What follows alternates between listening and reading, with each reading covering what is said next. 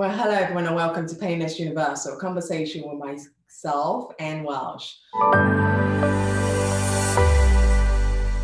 Well, today we'll be talking about the sculpturing and then the joys and pain it brings, especially when you see it as a white-dominated, male-dominated area. But my guest today, she's a Black female, a woman who is really inspired by sculpturing. She's been doing this since her love of the art began from her college days. Let me tell you a little bit about her. She is a self-taught digital sculptor, writer and researcher. Rayvenn is a London-born, UK-based sculptor living and working in central London. Her practices exposes the Black body laid bare. And this is a very niche area and very interesting area to go into. I would like to understand, why did she choose such a focused area to really base her sculpturing on? She's motivated by issue inherent to the African diaspora. I can't wait to meet Rayvenn and to share this conversation with her, to understand the joy she gets by doing her sculpturing work, and how others who are looking to follow her footsteps could find their joy along the way. Meet my wonderful guest, Rayvenn, as she shares her amazing story and her journey along the way to find her joy. Hello everyone and welcome again to Painless Universal, conversation with myself and Welsh. I talked about sculpturing and the pain and joy it brings. My guest today, Rayvenn, will be telling us about her own struggles and joy she's got along the way. And also the political angle she's decided to take about sculpturing Black beautiful images. Let's talk and see how she's found her joy. Rayvenn, how are you? I'm good, thank you. How are you? I'm good. And where are you joining me from today? I'm in London, South London. Yeah. It's like midday here, so. I am also based in London, so it's also nice that when I get to talk to someone from London, I feel like we're extremely much closer. Your work is truly unique. It's not something you see so much of it. I mean, you don't even see it very rarely to people. I was doing my own research and seeing how many Black women actually are out there sculpturing. And you are not just doing that, but you are doing it on an African diaspora side, saying you're doing a lot of, Black beautiful human beings. Before we get into all of that, can you tell me a little bit about who is Rayvenn? Who am I? Well, I think so. How I would professionally categorize myself, I'm a digital sculptor, writer, researcher, and curator. So it kind of spans a few different practices. But I've been doing sculpture now for about 4 or 5 years. When I went into university, I was more on the photography side. I just found it wasn't tactile enough, and so somehow made the jump to a sculpture. So now it rests in kind of like the 3D, handmade, and sometimes 3D modeled sculptures. Oh, if you look at your background, what in your background led you on this path? Where did the love for art come back? It's a good question, actually. I think I was always creative when I was younger. I think if my parents were to describe me, I always kind of had a pen and paper and I was always scribbling something. So when I started going to school, and you do a wide breadth of lessons, I just always found that I still had an affinity with art. And it was when I was studying my A levels, so when you're like in college, they say, "Oh, what do you want to do for uni?" And I wasn't sure if I wanted to go, but my art teacher was really like, you should go to art school. And I didn't really have any conception of what that was really, but I kind of did a foundation course, which is a pre-course to going to university, and I've been doing fine art ever since. Was it difficult because you didn't really have a clear goal of how to go about with it, and you went on and ended up in a very great college, Chelsea College of Art. How did that go from someone not quite knowing this is what I wanted to do, then going into a really good school, Chelsea College of Art? God, it sounds really big now. I think so. Yeah, leaving college, you're like 18, and I know that the foundation courses that you can pick are free. They're free for new school leavers, and so there are a few options out there, and I just applied to a few, and I got into UAL, which is kind of the overall cluster of the universities that I go to, and so you study at one particular campus. and they really encouraged people that were on their foundation to hopefully stay and do one of the degrees. And it just so happened that I got into the Chelsea Fine Art program through my foundation. So I decided to stay in London. It was quite sad. A lot of my friends were going all over the country, but I stayed in London, and I stayed at UAL. So I've been at Chelsea for about 4 years. And now I'm kind of, because I'm doing my PG Cert and teaching degree, so now I'm kind of bouncing around campuses more generally. Oh, wow. So what have been the highs and lows of being in this college? Are there tips that you could share with us for someone else who's thinking of actually coming to the college? You know, I'm sure you want to entice more people coming out to do some art. Yeah, I mean, I would say just focus on your work. I think there's a lot of politics that happens around you, but I was very much focused because I was working 2 jobs at the time, and I was caring for my grandmother. And so I was very, very much of the mindset that when I'm in the studio, I'm doing work and then I leave. So I had quite a kind of in and out relationship with the college, but there was just a focus on my work and my practice and finding out what that was and what that needed to be. And that's what really kept me going through the 3 years. And that the college has changed quite a lot, with the kind of public discourse talking a lot about Black and brown communities and kind of the differences in their experiences. It's changed a lot since I was there, and hopefully I can be part of that change now as a tutor. Oh, thank you. Please do, because it always makes a huge difference, especially for the younger generation who always think, I can't do this because no one is going to appreciate me because of who I am, my race, my what, it doesn't matter what pain or circumstances you come with. But in having people like you to represent and teach, I think always opens much more doors for others. So thank you for doing that. I noticed you are an alumni of Color Committee. I'm thinking, what is that, and why did you join that committee? So like you have a number of different kind of, I don't know how to describe it. You know, when you go to uni and you can do like chess club or you can do like swimming club. That was actually a club that I just kind of fell upon, I think, towards my 3rd year. I didn't know they existed, but it was the Alumni of Colour Club community. And so basically it was a lot of alumni that have gone into the industry, maybe in fashion or in textiles or in art, and they kind of just came together to kind of share skills and share experiences from their time at UAL with some of the new and upcoming students. And so I fell into them, I think, initially doing a panel presentation for them, but then I joined them for about a year and I was helping to do some of their events and stuff like that. So that was a good way to kind of finish my degree. It was really fun. It was really insightful, I think, as well. So what are the key lessons, what are the key things that the community helps to encourage with it? Because it says Color Committee. Why the word colour?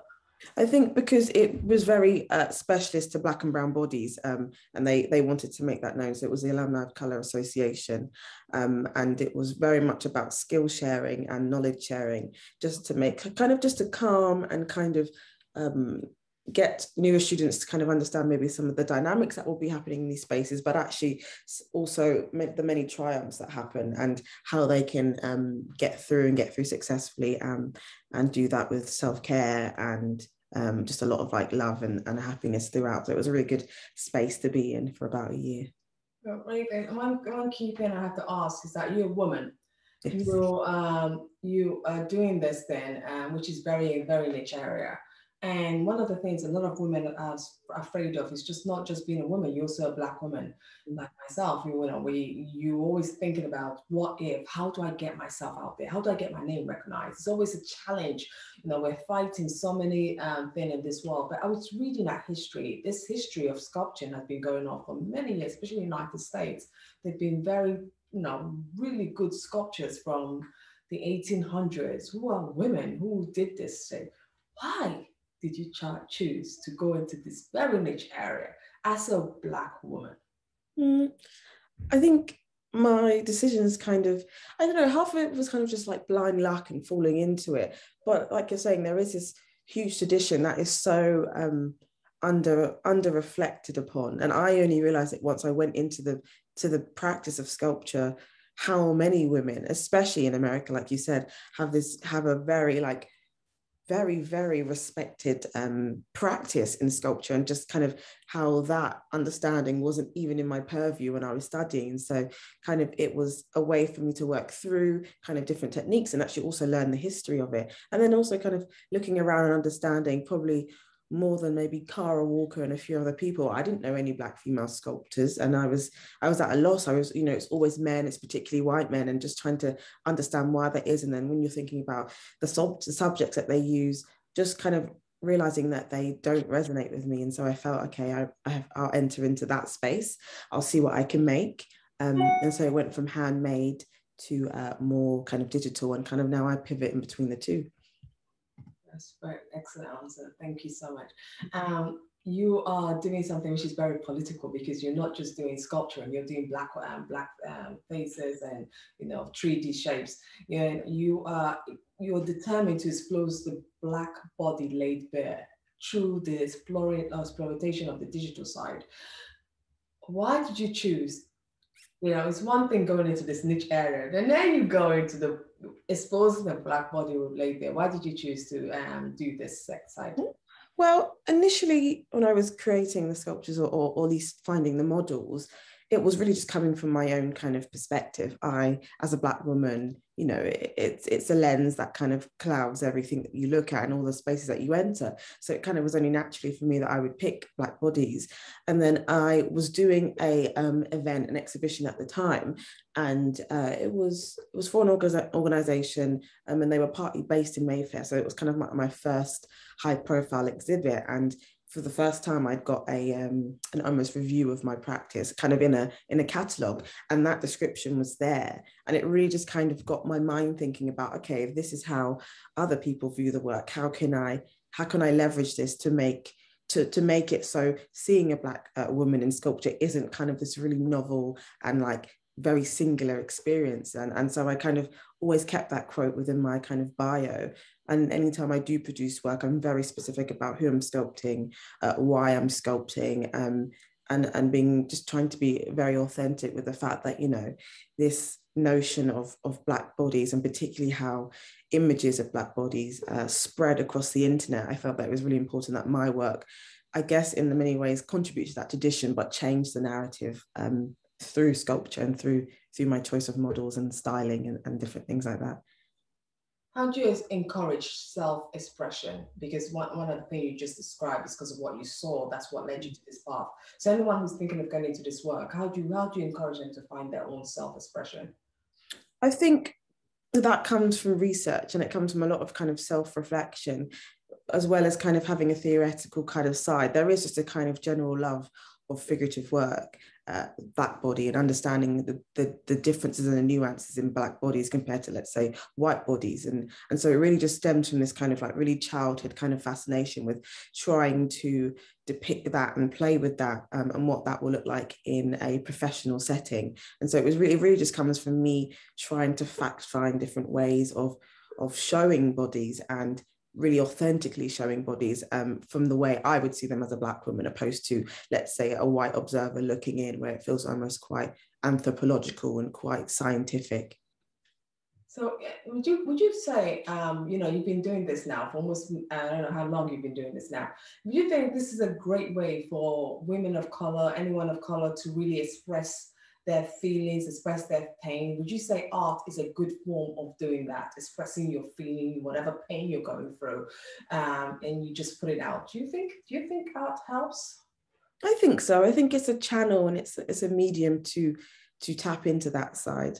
I think as Black people, and especially as a Black woman, there are a lot of struggles that you face daily that you combat, and you seldom have the time to reflect upon and really understand why that happens. And so I found that, particularly through my artwork, and especially when I'm doing my writing and research, those are the moments where I can really just take the time to be really introspective and just understand what it means, I guess, from my own perspective, what it might mean in context of artwork, and then be able to negotiate that in a way that doesn't feel so kind of laborious or really quite confusing. It becomes almost like a filter upon which you can filter through these ideas and have discussions with people across the world, like we are, about these commonalities that happen across the globe.